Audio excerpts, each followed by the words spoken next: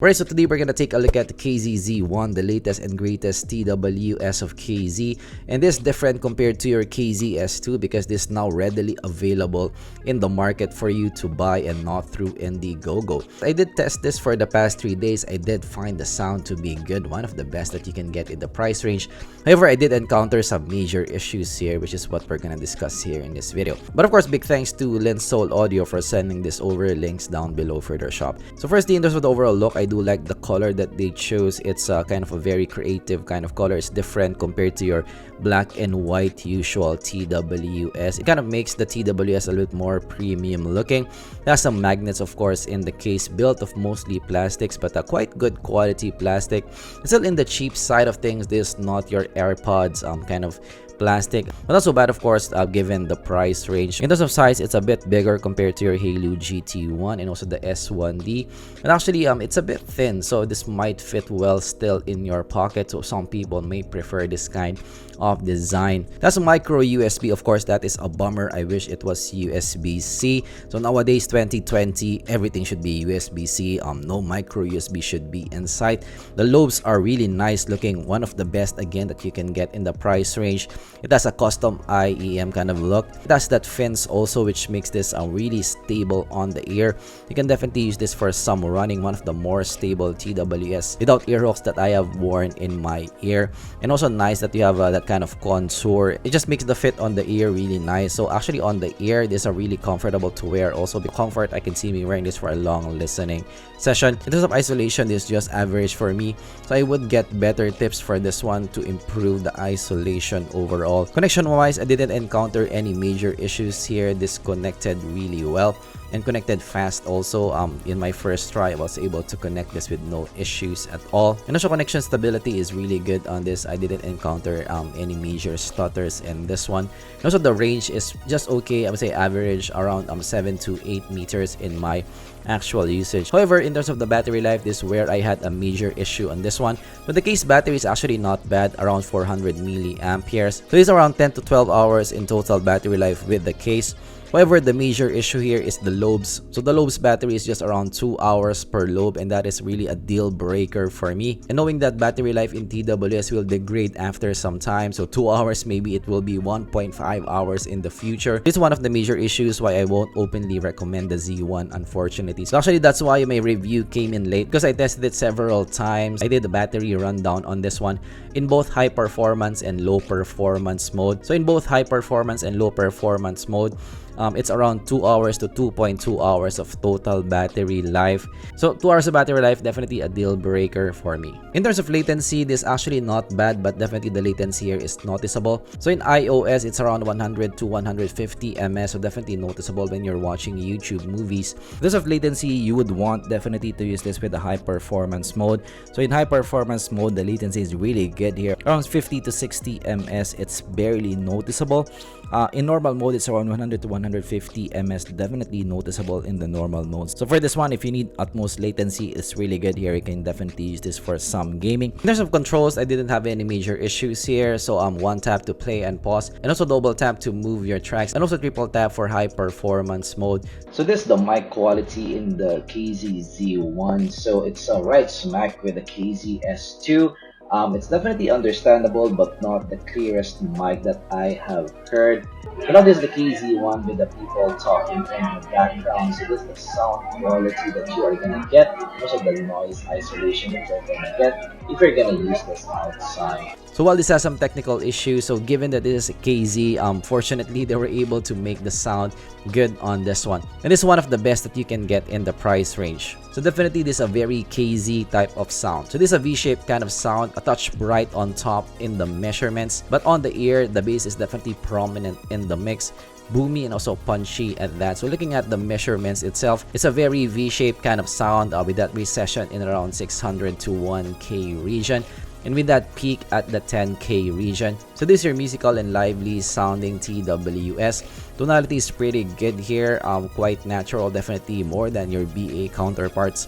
The highs are well extended, so in the mix it has that kind of usual chi-fi peak. So while this chi-fi peak makes this a bit more exciting to listen to, it can be unnatural to listen to, especially in some tracks. It can be still thin to listen to, like in Let's Groove, Earth, Wind, and Fire. The cymbals there sound small for me, and also lacking some body. Have a thin cymbal sound, so I would say in terms of the overall highs, this is not the strength of the Z1. Mids, however, are better than the highs for me. It's more in the lush presentation, more in the smooth presentation, and the vocals are actually pretty revealing here, more than the KZ S1D. Full-bodied as well in the vocal region, in the mids region. However, even if the vocals are rich and also quite revealing, it's still kind of back in the mix for me, too recessed in the mix for me. So definitely, if you're not into a V-shaped kind of sound, you might find this a bit lacking for you. But definitely still, mids here are not bad for the price. One of the better ones that you can get in this kind of price range for sure. Right now, moving to the bass of this, why you're gonna buy the Z1 over the S2. So the bass here are definitely prominent in the mix. It's boomy, punchy, and definitely also goes deep. One of the deepest basses that you can get in that kind of price range. However, it does bleed to the mids a bit, so definitely yes, this is your kind of prominent kind of bass in the mix. In terms of detail, this is not the most detailed pair, just a little bit above average here, not the best detail. So definitely your S2 will be more detailed still compared to this one. Sound stage here is pretty good, has a good sense of space. Separation is not that good because of that kind of smooth sound and also a boomy bass at the bottom. Separation is not that black and white.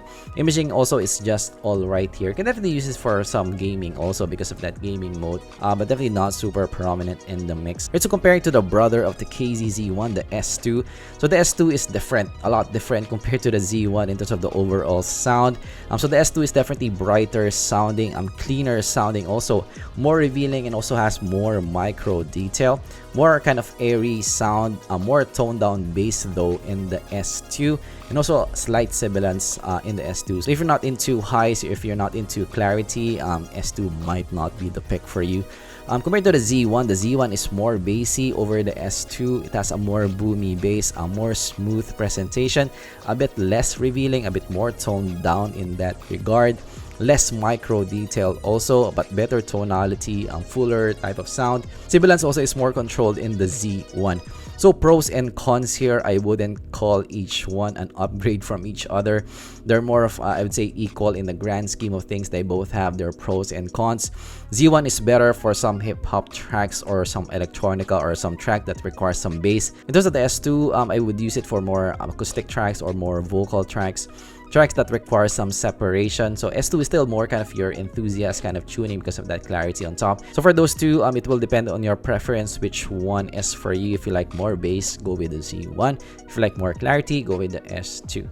Compared to the S1D, the S1D is similar in tuning compared to the Z1. They're like little brother, big brother. The Z1 has better and more revealing mids, one of the key strengths of the Z1. More detail overall in the Z1. Better vocals also in the Z1. Also more prominent and deeper bass with the Z1 as well. The Z1 is just fuller sounding, more revealing sounding overall. So the Z1 is an upgrade over the S1D. So compared to the Halo GT1 Pro, so the GT1 has a less aggressive sound, a more toned down, a warmer sound. The KZ has a more aggressive V tuning, which means it's more fun to listen to. The GT1 has more toned down highs also, as you can see from the graph. It's a bit level on top and also bass elevated in terms of the graph. The mids are less rich, less lush. The bass is not that deep also in the GT1 Pro. The GT1 highs also is a bit more peaky, a bit more thin compared to the Z1. So yes, the Z1 has better sound over the GT1 Pro.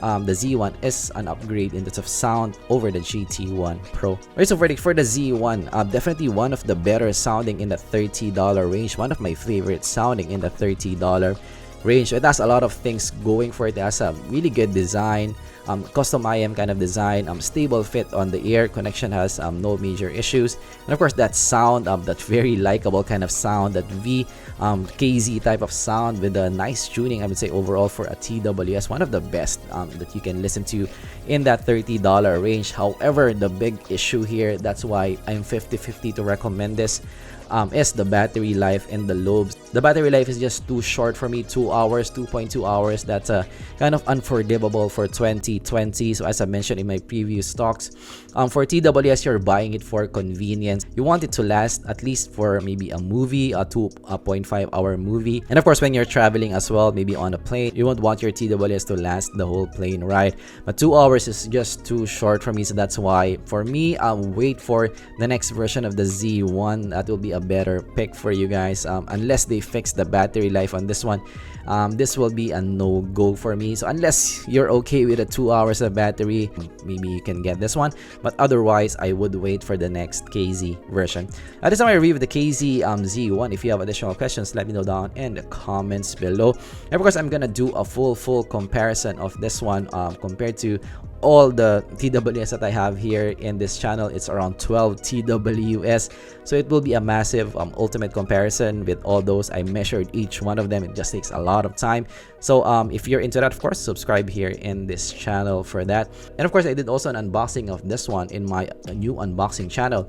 Links up here. So I did give my initial impressions in this one, and of course the unboxing experience of this one. So that's why I don't have an unboxing here now in the review. It's already there in the zpolt unboxing, to check that one out also. And of course, thanks for watching. I'm gonna see you guys in the next video. Goodbye.